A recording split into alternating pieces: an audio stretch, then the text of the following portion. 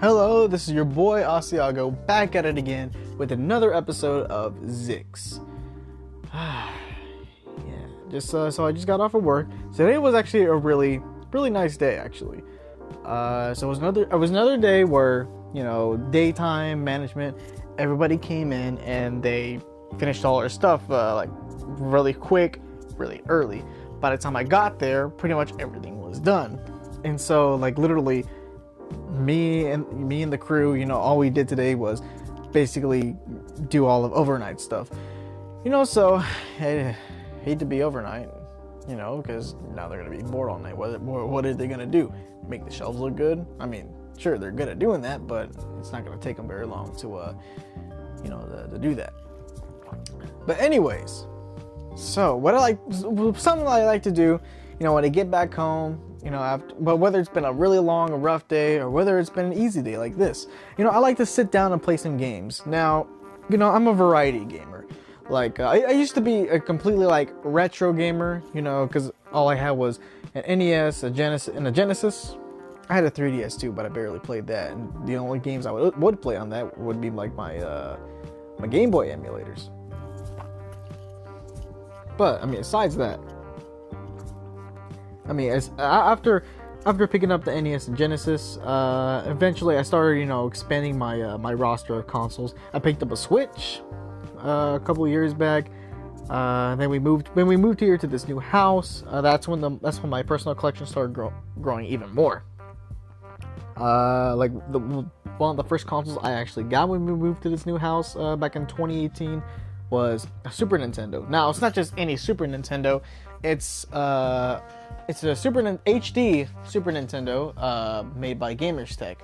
Like, it basically has all the same guts and insides as the normal one from the 1990s, except it has the addition of being offered at the very low and great price of $50, and I can and it hooks up to the TV via HDMI, and it's really damn good.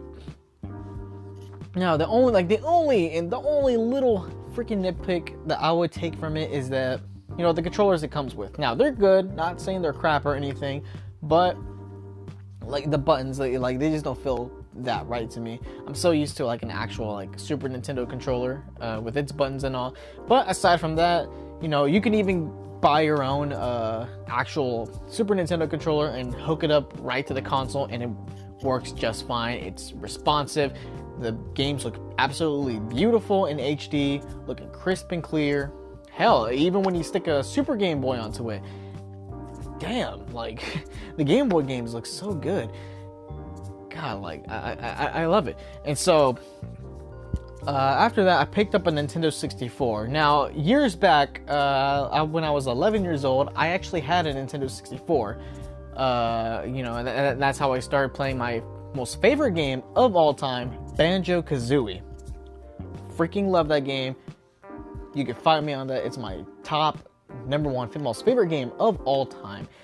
I still hadn't beat it yet, but hey, I'm getting close though. I'm getting close because, unlike back when I was 11 years old, now I'm taking, the game more seriously, and it's a very fun ride all the way through. But enough about that game. The N64, finally got it again. Not only can I play my most favorite game of all time again, but, I can pick up a brand new set of games. I even got Conker's Bad Fur Day, which I still haven't played yet, but shoot, I'm damn excited to, to finally get that started with. I got myself a Wii after that. The Wii. Let's see, it's actually a modded Wii that I bought from someone on a Facebook Marketplace. We met up, it was the console was $90. The guy gave me a whole bunch of USB drives and stuff that, that I was to plug into the console. He even gave me a list, or not a list, but a paper, full of instructions, telling me, what everything does, what the purpose for every flash drive and SD card was for, and it's really good. So not only can I play my old favorite Wii games, via disc, but there's also a whole lot of actual Wii games downloaded onto the Wii itself. And it's not even limited to that. There's GameCube games, Atari games, Super Nintendo. There's all these different console games, and this modded Wii is so far the only way I can actually play Virtual Boy games, because surprisingly enough, there's a Virtual Boy emulator, and it doesn't do like all double screen either. It takes from one of the screens, but still, like again, I was actually able to play that one Wario game. What was it, like Wario Land 3 or something? I totally forgot, but I was actually able to play that one Wario game on the Virtual Boy. I got to finally try it out for myself, and I gotta tell you, it's a really good game. Again, the only problem is that it's on Virtual Boy, and I would love to see that game reimagined, you know, for the Switch or something. Shoot, like give it colored graphics. Hell, like you don't even change the art style. The art style is good. Like I love it. Even the 32-bit animation. And actually, I use the Wii as well as a GameCube. And what I did was that I grew up playing the PS2. You know, growing up, I didn't have many games for the PS2 because you know, my family, you know, when I was growing up, we didn't have, you know, much money, and they've always told me, like unless it was like Christmas or my birthday or something like that, like if I wanted to get a new game, I had to beat whatever game I had, you know, and then and there. And the thing was that being a little kid and not being the brightest of all kids, it took me like it would take me years just to complete a game. Again, because I wasn't very bright, and to like my lack of skill in games, and also too, I just didn't play often enough to where like I would get the rhyme and rhythm of things. And the thing was, with all my PS2 games, none of them were actually any like exclusives. Like they mostly consist of like Marvel or movie-based games, and thankfully enough, you know, those same games were also offered on the GameCube. And using my Wii as a GameCube, I actually picked up all my original games from the PS2 for my Wii when I switched it over to GameCube mode, and it's freaking lit. So I'm able to re-experience all these you know, games again, and it's pretty dope. I love it. I mean, shoot, like I don't know what your thoughts and opinions are about it, but hey, like, yeah, I love it. Shoot, I really do. And upon getting a Wii, I was able to buy back this one game that I enjoyed playing on the console back a couple years ago. Not a couple years ago, many years ago. It's this one Wii exclusive called Mad World. I'm so surprised like this hasn't been re-released, you know, on like the Wii U or the Switch, or hasn't even been re-released for like PlayStation or Xbox. But Mad World, it's a very, very interesting game. It's a hack and slash game where, but the funny thing is that all the graphics are in black and white. It's meant to resemble kind of like, you know, what you would expect from a black and white comic book or a manga. And the only color you actually see is, well, there's actually two colors. Yellow for like the points you get and stuff. I'm assuming it's kind of like, I'm assuming it's supposed to like represent gold or something. And then you got red, which, you know, you'll really see red a lot because red is used for the blood. And again, it's a hack and slash game. There's a lot of gore. So we're going to be seeing a lot of red within the black and white. And it's like, it really makes it stick out. And it's a beautiful game. It's a fun game. God, and I can't believe it's only an exclusive for the Wii. But that's also what makes it special. That, you know, it's for this one console that you really wouldn't expect, you know, for it to be on. So moving on, I also have a PlayStation 1. Let's see. I didn't really grow up with a PlayStation 1. You know, as a kid, I had a PS2. Then when I turned 14, I got myself a PS3. And shoot, even now I got a PS4. But I never actually had a PS1. And when it comes to PS1 games, I have little to no experience other than Metal Gear Solid. And I remember back when I had the PS3, I downloaded Metal Gear Solid, the original version, you know, for the PS3. And I enjoyed it. I mean, I wasn't very good at it, but shoot, like I enjoyed it. So that was kind of like one of the original incentives I had for buying the PS1. And now I can enjoy Metal Gear Solid, and Twisted Metal 2, and all these other games that I got for it. As a matter of fact, yesterday I went to a place called Movie Galore. Movie Galore is one of these places where you can actually go in and buy DVDs, but they also double as retro gaming stores, which I freaking love those kind of places. And so I went over there yesterday, and I picked up two new games for my PS1. One's called Croc and the Legend of something. I forgot what it was called. But by the looks of it, I even looked up some gameplay. It seems like it was Sony's answer to Banjo-Kazooie at the time, and you already, by this point, you know how much I love Banjo-Kazooie. And the other one was Frogger 2. I didn't know they made a Frogger 2, so I thought, hey, you know what? I love that game. You know, I love playing that game back in the arcade, so why not, you know, get it for the PS1? You know, give me some more variety. Because I have like all kinds of like games, weird games that I've never even heard of for my PlayStation 1. A lot of them I still haven't played. But still, like, you know, I have them here. I have the PS1 here, and I can play them at any time. And so moving on, I actually have a PS4, and it's actually the most recent console that I picked up. I got it Black Friday last year from Walmart. And as I told you before, I work at Walmart, so you can imagine my excitement whenever, you know, my lunch break came, and I was working Black Friday. You can imagine my excitement, me just hurrying up, risking not being able to eat it all, just so I can, you know, get the console, get the games I wanted, get the special controller I wanted to. It was just, it was a fun time, and I have a lot of fun times on the PS4. Like, my God, yeah, like, there's so many games that I hadn't been able to play for a while because I've been stuck playing retro games or in Switch games. But now, like, there's so many games I could play now, like, you know, Marvel Spider-Man or Red Dead Redemption 2, or even the newest game I just picked up a couple of hours ago, Doom Eternal. Actually, right now, Doom Eternal is in the console. You know, the data is loading. It's probably still got like somewhere between like 15-20 minutes left. So I'm excited to play that. God, do I really love do I really love games? Like, I got so many games actually. Freaking God, like, let me tell you about my actual game collection. I told you about my consoles, but now let's go on to the actual games. Now, when you count like the stuff I have downloaded and like the physical stuff altogether, I estimate that I probably have around a couple thousand games. Because, I mean, shoot, the Wii within itself, in all its modded glory, has tons of freaking emulators from tons of different consoles, all packed into this one little package. Let's see, and then count the one physical copy or one physical game I got for the Wii, and then all the GameCube games that I got for it. Shoot.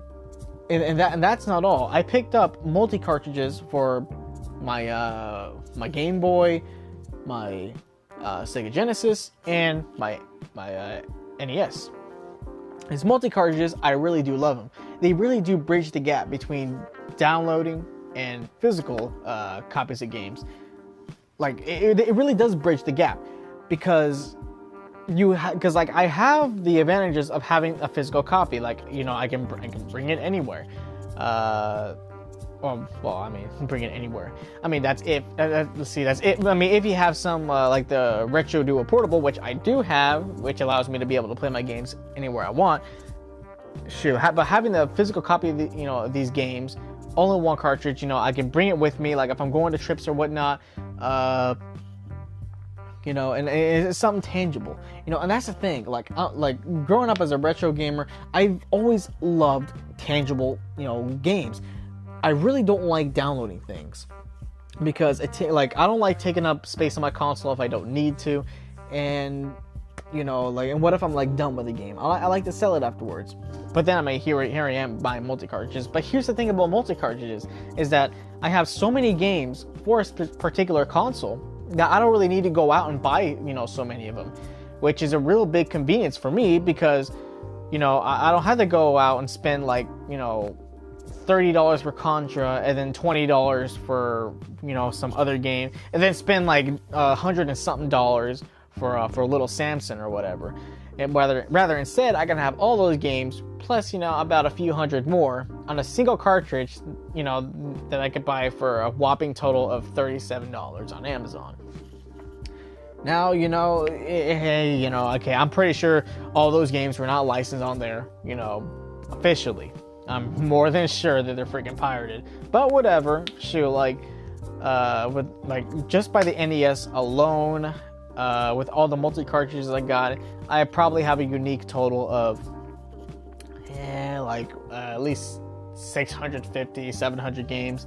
And then for my Sega Genesis, with the two multi-cartridges I have for that console, God, like, I have definitely almost 400 games.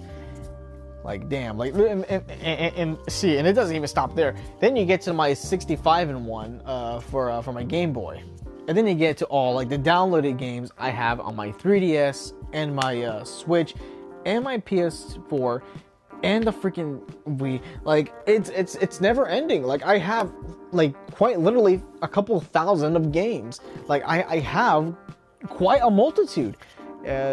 So there's so much to explore too. Like, literally the other week, I was playing on my modded Wii, and I found out that I actually have the SNES JoJo's Bizarre Adventure game. My God. And JoJo's Bizarre Adventure is my absolute favorite anime, and you can imagine my excitement whenever I found that freaking ROM on the Super Nintendo channel on my Wii. And I was like, damn, son, first of all, this game is freaking rare, and when you can find it, it's like, you know, it's expensive as hell. Now, unfortunately, my Wii does not have a PS1 emulator, and I was really hoping that if it did, I would also have the PS1 JoJo's Bizarre Adventure fighting game. Let's see, and quite frankly, I am not down to the freaking pay what, like, you know, $100 or a couple $100, you know, for a freaking single game. I'm probably not gonna play too damn often. So, you know, so moving on. Point is, I really do love gaming. You know, I have many different consoles. I play all kinds of different games on. I got the Genesis for, like, arcade hits. I got the, you know, NES for like the usual stuff, like, you know, Dr. Mario, Super Mario, Contra, you know, what the hell have you. I got the Super Nintendo, you know, for pretty much the same games, except, you know, expanded upon. You know, I got the Game Boy, I got the 3DS, I got, you know, the N64. I got all these damn consoles for a multitude of different genres, of different complexities of games, and it's wonderful. Like, I freaking do love coming home and being able to play these consoles. Like, it's a thrill. It's a thrill. Like, one day I might be playing Goat Simulator on my Switch. The next day I might be playing freaking Doom Eternal on my PS4.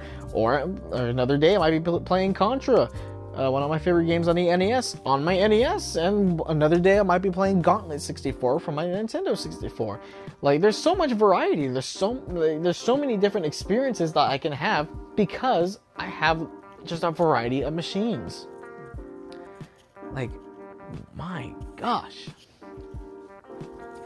Shoot. So moving on, it's not just, you know, for entertainment that I like playing these games. It's like, you know, and just like with anime, you know, I like enjoying these things, you know, as an escape. You know, it's kind of an escape from, you know, reality. You know, something like, you know, just to, you know, to keep things, you know, to keep me calm, you know, to keep me, you know, sane, you know, in this crazy life of mine, especially in these Corona times. You know, you got to keep yourself, you know, sane. You got to keep yourself happy. You know, you got to keep yourself positive. And, well, I mean, whenever I'm playing a game and I'm losing horribly, you know, sometimes it's kind of hard to stay positive. But, you know, it's still like a fun time nonetheless. So, let's see. Aside from games, you know, let's see. You know, and I get asked a lot by people from my workplace too. You know, how do I, you know, stay sane? How do I always have a freaking smile on my face? You know, how, you know, do I go through life, you know, not wanting to freaking shoot myself every day, as everybody else, you know, would quote themselves on? You know, how do I go through life, you know, without wanting to freaking, like, kill myself every day? How do I not wake up miserable? You know, because hey, you know, I just like everybody else, you know, I got problems, I got, you know, drama, you know, I got things that, you know, that bring me down. So how do I get through them? Well, I mean, there's a few things in my life, you know, that I've grown to, you know, to learn, or I'm not learned, that I've grown to, you know, to have in my life. And one of the biggest things, actually the biggest thing, is, you know, my faith in my Lord and Savior Jesus Christ. From a young age, he's, you know, from, actually no, not even from a young age, throughout my entire life, you know, like eventually, you know, I'm gonna tell my life story on this channel, but for right now, I'm gonna kind of try to paraphrase everything, you know, from throughout my life, you know, throughout the crazy things that happened, even before my birth, you know, the things that led up to my birth. Freaking, you know, he was there, you know, he was there, and from the time I was born onward, you know, he was there, you know. He was there protecting me. He was there, you know, setting things up in my life, you know, for me to get to where I am now. And I know he ain't done yet, because hell, he's got plans for my life, you know, he's got plans for my life, you know, and I gotta reach, you know, to those points. And I see, like, the stuff I'm going through now is preparation for what I'm gonna have to do, you know, in the future. And watching anime kind of like really made that more clear to me, you know, saying that, hey, you know, the main character doesn't become like a freaking OP character. Like Deku didn't start off, you know, in My Hero Academia as, you know, the world's #1 hero. The whole point of the anime is, you know, to show how he became the #1 hero, to show like his struggles, to show how he progressed. And that's how I see my life. You know, that's how I see, you know, that's how I see the way God works in my life. You know, he works inside me. You know, he develops my character every day through struggles, through the pains, the things I do, the things I like, the things I don't like, even the things I don't like to, you know, don't like to mention or whatnot. You know, it's all there. You know, he's saved me, he's changed me, he's rearranged me, and there's no other place I can go. And like so much, like freaking so many things in my life have happened. Like even if I wanted to not believe anymore, even if I wanted to just stop worshiping God, I can't for the death of me become an atheist, because I've seen too much, I've felt too much, I know too much. Like even if I wanted to not believe, I can't, because he's undoubtedly real. Like he's undoubtedly there. Like I can't possibly take my belief off him. Like it's crazy, it's nuts. I mean, from everything that's happened, it's dare I say supernatural. It's miraculous. You know, even from a microscopic level, even from a very mundane level, even from that small extreme to like the more bigger extremes. You know, from the major things to the minor things, everything in between and beyond. You know, I can't doubt it. You know, and it's my faith in him, and it's from what I learned from his word, the Bible, you know, that I base my life upon, is that, you know, that how I, you know, go and do life. You know, it's from the words he spoke, from the words that he spoke through Apostle Paul, to the apostles, you know, through his historical figures throughout the Bible and even outside of the Bible. Like, shoot, just all the wisdom that's in that very word alone, the wisdom that he's spoken to me through his word.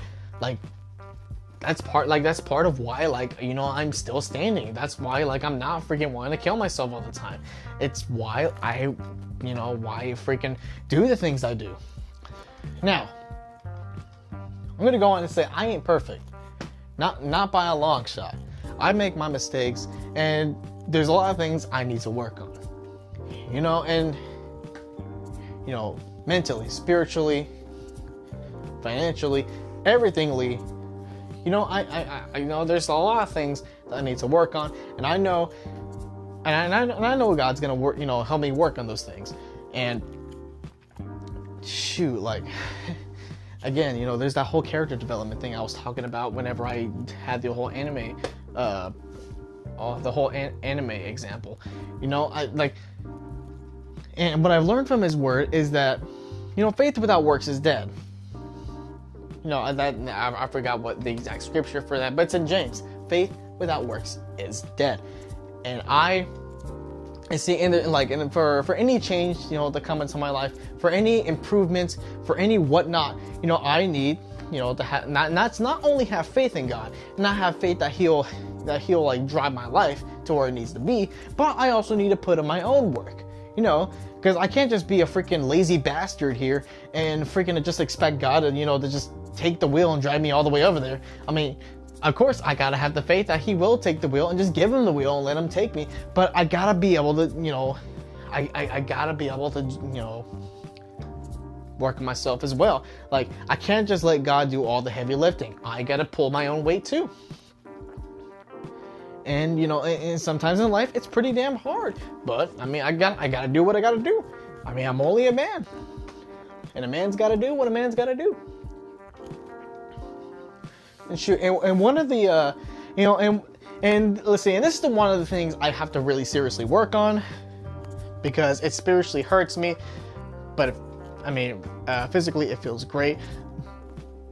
But it's another thing that kind of keeps me sane, especially, you know, in today's world, not so much because of the corona or anything like that, but because, you know, the work, you know, in the workplace, you know, there's stress. And one of the other things is my adoration for hentai. Like, I freaking love this stuff. I found it. I found the stuff, you know, actually around a year ago when I started watching anime. You know, I had these, you know, because I was just searching up online, you know, searching up anime sites, found these ads, and one thing led to another, and here I am. Now the thing is that, you know, I watch it almost on a nightly basis. You know, it's one of the things, you know, that kind of keeps me calm, because, you know, some people in the workplace, you know, they got some people got marijuana, some people got freaking meditation, some people just have plain prayer. Then they're saying some others, you know, have, you know, hentai and things related to it, and you know, that's one of the things that keeps me calm. You know, that's one. Shoot, let me tell you, freaking, it's the way it affects me. It's an experience, to say the least. It's definitely something that, you know, it's definitely something that I never expected to actually, you know, enjoy. God, does it feel good? Like, shoot, I can't tell you the amount of times, like, I've orgasmed so hard to a hentai that, man, I just, like, either a lot of times I just knock myself asleep instantly, or I freaking just, God, like, it feels like my brain's got high. Like, I've never did marijuana or anything like that, so I don't really know how high it would feel like, but I got a good idea because of how hard I've orgasmed sometimes. You know, and then you may be asking, well, I mean, shoot, you know, you're this guy, you know, who supposedly has all this faith in Christ and stuff, so why are you doing this? To be honest, I don't know. I enjoy it. You know, it's something that keeps me calm. It's something that makes me feel really good. I think part of it might have to do with the fact that, well, when it comes to that particular thing in my life, physically, you know, my flesh doesn't want to give it up. And it's going to take a lot of firepower for me to overcome that if I do at all. Because I think part of the reason why I don't want to let it go is because, call me a loser, call me what you will, but I kind of don't have the confidence that I'm really ever gonna find love.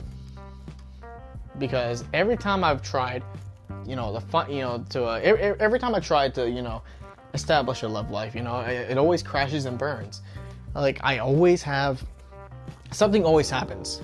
Like, it always ends up with me being friend zoned, or rejected harshly, or just, you know, plain heartbroken. You know, with every single attempt, with all kinds of different girls, and I genuinely believe that the opposite sex just doesn't want anything to do with me, and I feel that, you know, my love for hentai is the only thing, is the only kind of like intimate experience I'll ever have, you know, with anything that's not God. Because yeah, for sure, I have intimate experiences with God, but like when it comes to like the physical world, like I feel that hentai is going to be the only intimate thing between a person, which would be myself, that I can actually feel. You know, it makes me sad, you know, sometimes to think about it, but I mean, what can you do? Like, by this point, I kind of just stopped caring about it. But anyways, moving on to the other thing, memes. Yeah, let's lighten up the subject here. Memes. That's another thing that, you know, that keeps me going. Freaking, I post memes every day on my on my Instagram. Which, if you're interested in seeing my Instagram, you know, for your daily dose of memes, you know, come by to Asiago. Like, that's literally the name of my Instagram, Asiago. H-A-C-A. I'm not even sure if I'm spelling it right. H-A-C-I-G-G-O. Asiago. I know that's not how you spell the freaking cheese or whatnot. You can bite me on that later, but like that's the way I like to spell it. I mean, to me, it looks better that way. It looks cooler. It's more me. So back to memes. Memes. It's a little release of dopamine every single time I I see one. You know, it makes me laugh. It makes me, you know, it kind of makes me more dank in a way. It makes me, you know, it makes me enjoy, you know, life in little tiny bits. It's amazing. I freaking love memes. Sometimes they weird me out. Sometimes they make me laugh like hell. Sometimes they just give me a little chuckle. Like, no matter how stupid, no matter how genuinely funny, or no matter how cringy they are, I just love memes. Ugh. There we go. That's been building up on my stomach for a while. But anyways, memes. My God, yeah, like they come in all sorts of forms. Whether it's your standard meme, you know, a picture, a text, and, you know, a punchline. Sometimes it come in the form of the exact same thing, but in a video. Sometimes the video itself is a meme. Sometimes it's an action that people do, like T-posing, you know, that's a meme. Or something you say, like freaking yeet, or Kobe, or whatever. Or sometimes, you know, it's just something you do. Sometimes it's just a meme that's relatable to actual life, and, you know, and you get a chuckle out of that because, you know, that's something that actually happens in real life or whatever. You know, there's all kinds of aspects to a meme. Like, they should really make a memeology class. I mean, if you're gonna create something as dumb as gender studies, why not just create memeology and make it an actual freaking course? Freaking anyways. God, like that is like legit another thing that keeps me going. You know, just a little part of my day, you know, it makes me chuckle, it makes me feel a little bit good. Shoot, like sometimes, if a meme is good enough, I'll literally just think about it through the entire day. Like, shoot, like, I might be having a bad day at work, things are terrible, I'm tired, freaking, it's like 3 a.m., and I'm working my butt off, but, like, seemingly I'm making no progress. But, you know, I keep thinking about that meme, and it keeps me going, because it makes me happy, because it makes me, you know, I don't know, it kind of motivates me in a way. I freaking love them. Freaking love them. And I'm always meme hunting, because, you know, I post my, I post memes on my Instagram, you know, daily. So I'm meme hunting, you know, I'm finding only the best memes for my followers on Instagram, which is not too much, but still I like making people laugh, even if it's only the same 5 people that, you know, that like my memes or see my memes. I like to make people laugh. And that's another thing about me, is that I've always grown up loving to laugh, and I've always loved to make people laugh, even if it's at my own expense. Like, shoot, like, I'm telling you, my 3rd grade year, like, I acted like a complete idiot. Like, I was literally trying to be the living embodiment of Billy from Billy and Mandy, because I just wanted people to laugh, even if they were laughing at me. Like, I was never actually like the class clown, well, except for maybe that year. But like, I loved making people laugh, and even to this day, You know, I freaking like I'll show people memes. I'll make memes. I'll say something funny and relatable to people. You know, I'll make jokes. You know, at work, I like making people laugh. You know, and I think that ties into my love of memes, because, you know, it makes me laugh, and then I want to show other people, you know, because I like making other people laugh. You know, so there's something about laughter that you know that's shared between all of us humans, that it's just something we all love to do. It's just something that, you know, brings us closer together in a way. Like how, like, I have this friend on Facebook. He's always posting memes every day, like constantly. he's one, like he'll like literally half of my Facebook feed will be nothing but his memes, and I love it. You know, I feel like in a way it gets me closer to him, even though we hadn't worked with each other in like 3 years. I feel like in a way, you know, it brings people together. You know, it brings people to a freaking. I'm rambling on. I don't even know what I was gonna say there. But anyways, memes. There's just some more deeper about them, even if they just appear to be idiotic. You know, period. But let's move on to the other thing, and another powerful thing that gets me through the day, and that's music. God, do I love music. Like, I'm always listening to it. I love just about every single genre that exists.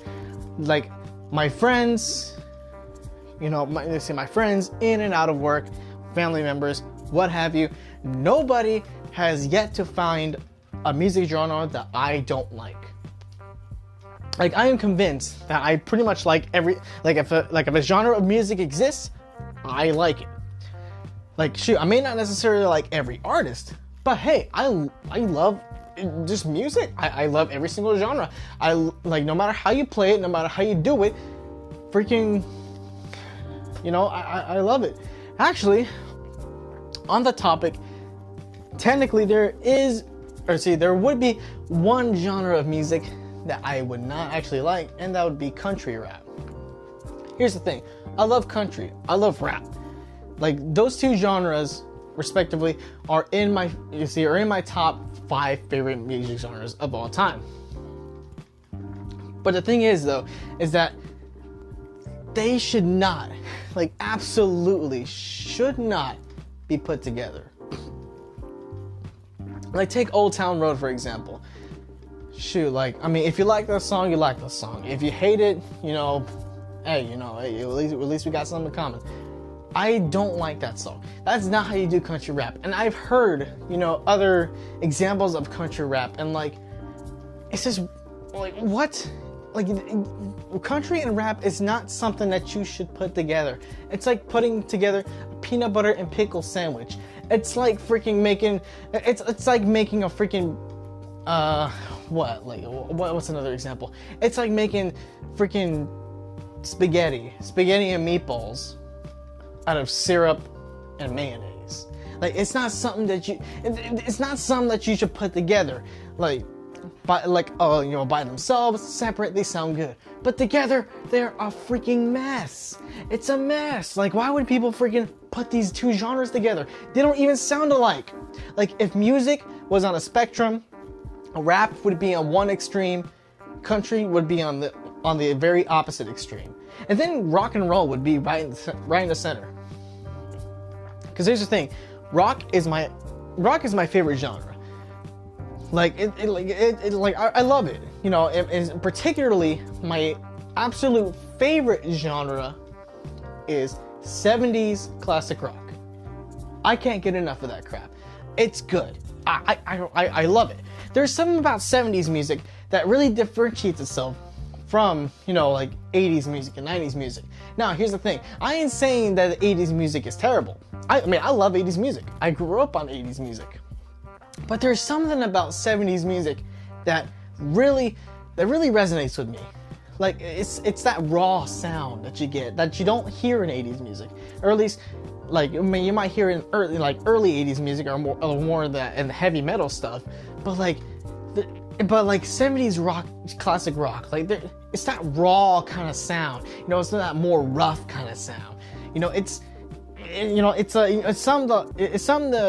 genre, like, it's a particular time period of that genre, of which they didn't have to rely so much on, fancy keyboards or synthesizers or any kinds of like, sounds such as that, And even if they did use like synthesizers, like if you take the song Roundabout by Yes, I mean, all my fellow JoJo fans, I mean, you guys would definitely know that song.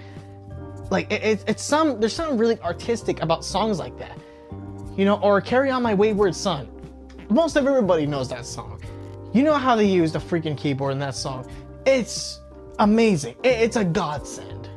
Like, there is something about 70s rock. Like, in my personal opinion, music absolutely peaked in the 70s.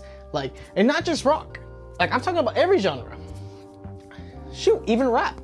Even rap. Even though rap wasn't technically invented. Well, I mean, really, rap, like, see, one rap song was made back in like 1936 or something. But rap wasn't really, nobody ever really returned to the genre until 1979. And even then, like, I like, for my personal opinion, I truly believe that music peaked in the 70s. Like, everything was just absolutely artistic. Like, it was at a strange time where, sure, it's a far cry from like the very sophisticated, well-composed, works of art, from the times of Beethoven and Mozart. But then again, it's at a time when you got a great balance between very beautiful composed, music and meaningful, very, very poetic lyrics. It's like you come to a specific time period where you have both of those things put together.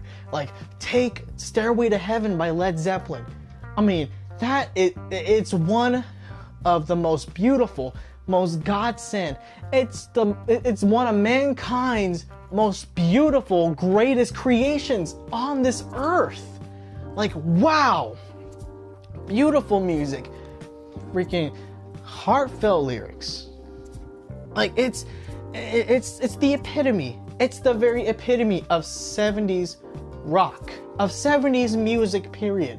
Just well composed, well written, just absolutely pretty much perfect. Like, that song alone explains why I love 70s rock over any other genre of from any other time period. There's just, that's something about 70s rock that's just not like anything else. I mean, shoot, like freaking 90s grunge rock, it was as if they were trying to return to that format, but they put their own little modern, twist at the end. But still, nothing is quite like 70s rock. So anyways, back to the topic of country rock.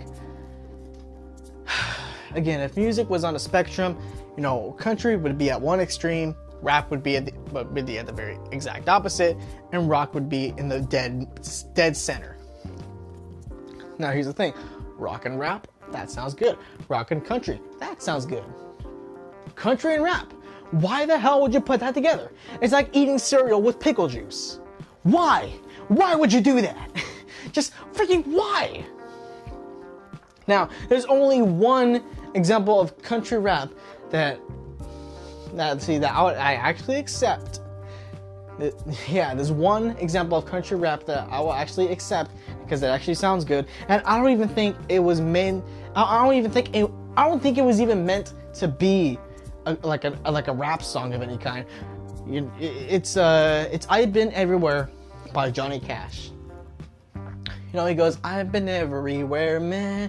I've been everywhere, man." And then and that's just the chorus. Now, when he actually gets to the actual verses of the song, he was like, "I've been to the Reno, Chicago, na na na na na na. I'm in Nebraska, Alaska, na na."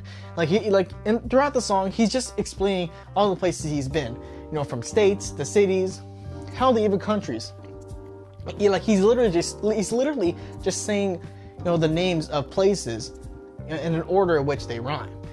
But the way he's singing it, though, sounds a lot like, what you would hear from a rap song. I mean, shoot, just take out the country music, add in a rap beat, and have Johnny Cash sing that song, and you would pretty much have just he would pretty much just have a rap song. I mean, a weird rap song, but a rap song nonetheless. And I don't think that was what he was trying to achieve. But you know, that's the only like example that I would actually accept, because it's the only good example that I've found. Like, okay, so if you're wondering if there is a genre I don't like, country rap is definitely the one, because since there's more than just one freaking example of country rap with Lil Nas X's song, you know, it's considered a genre.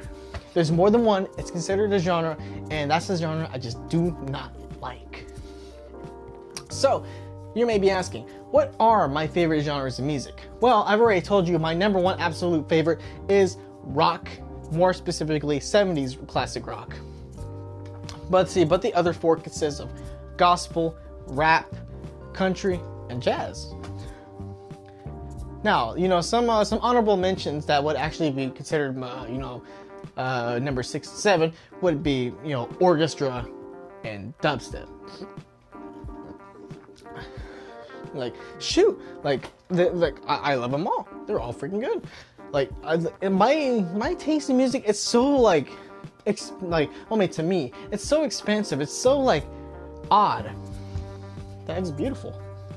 Now, I know other people out there, you know, there's other people out there that like, pretty much every genre too. I'm not saying I'm special or anything. I'm definitely not saying my playlist is anything to write home about.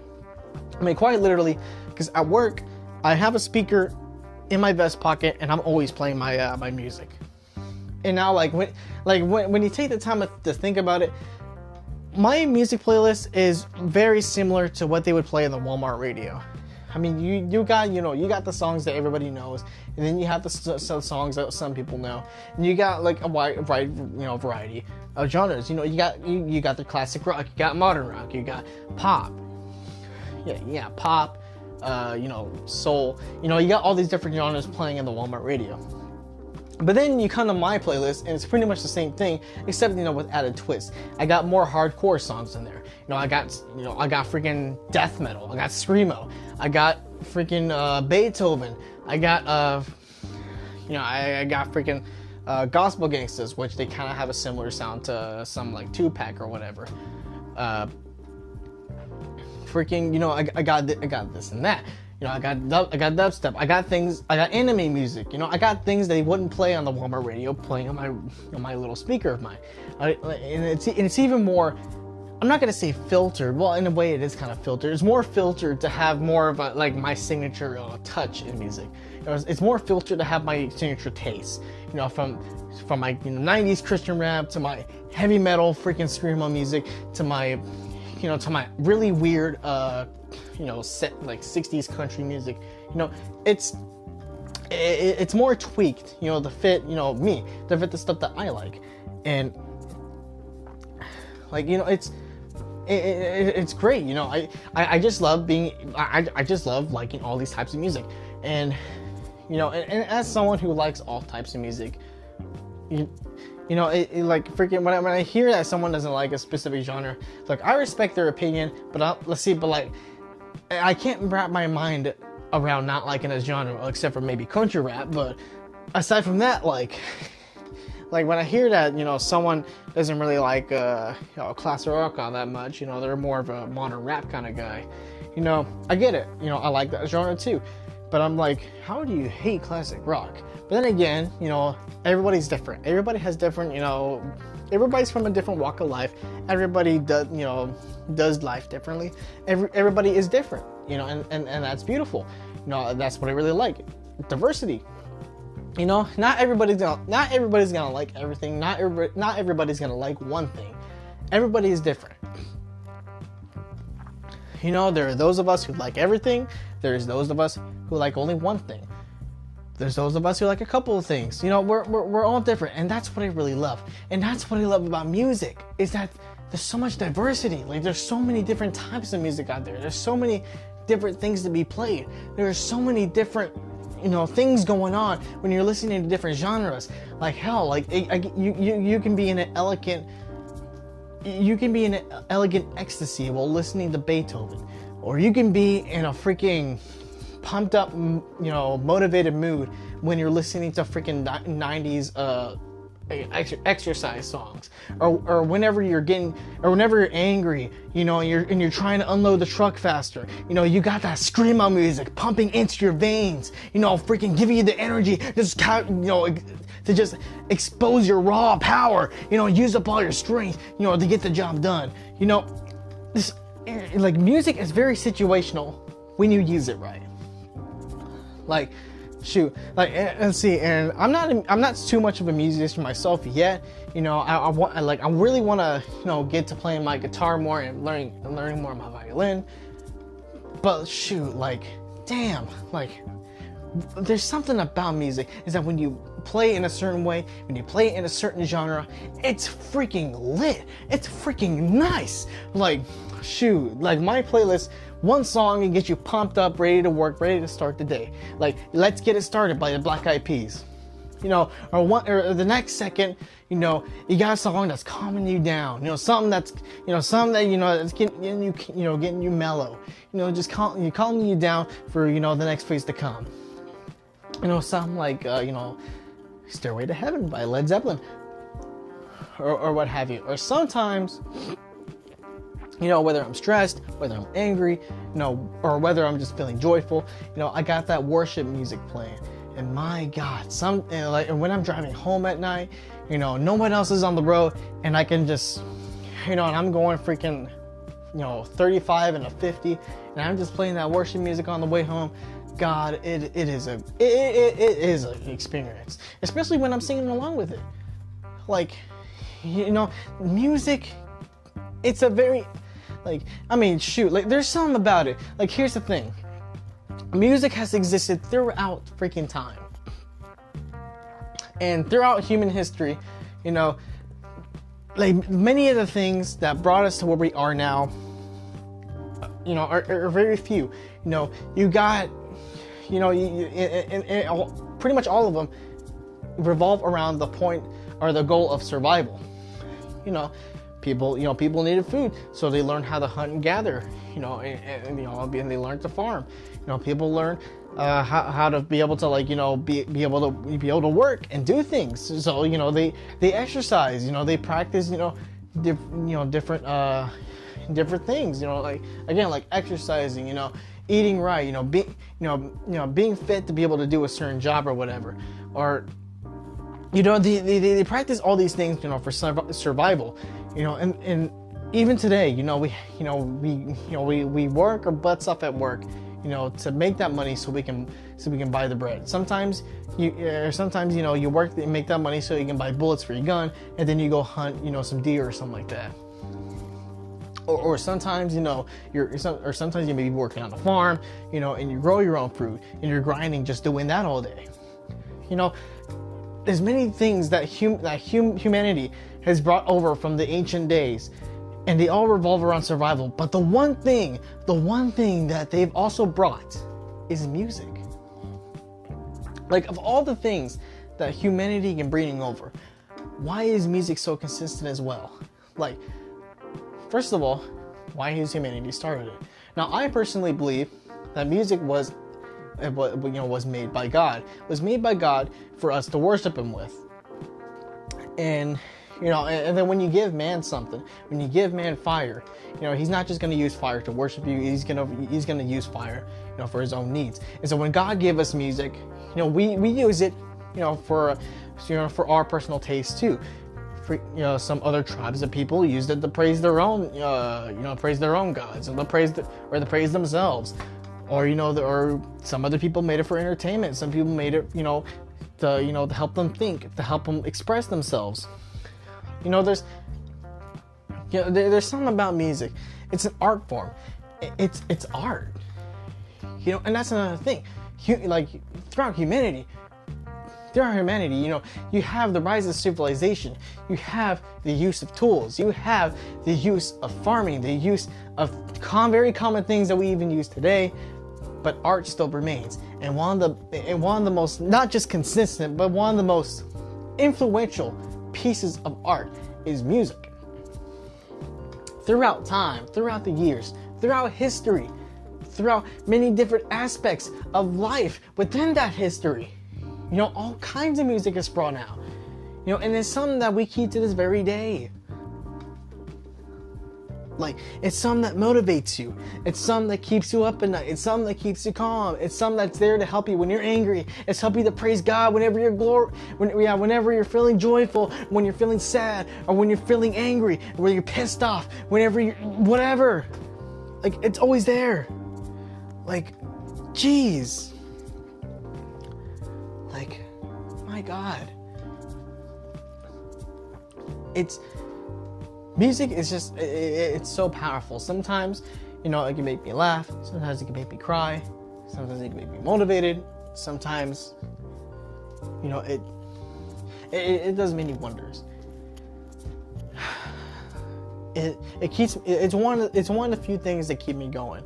So you have Jesus, music, memes, hentai.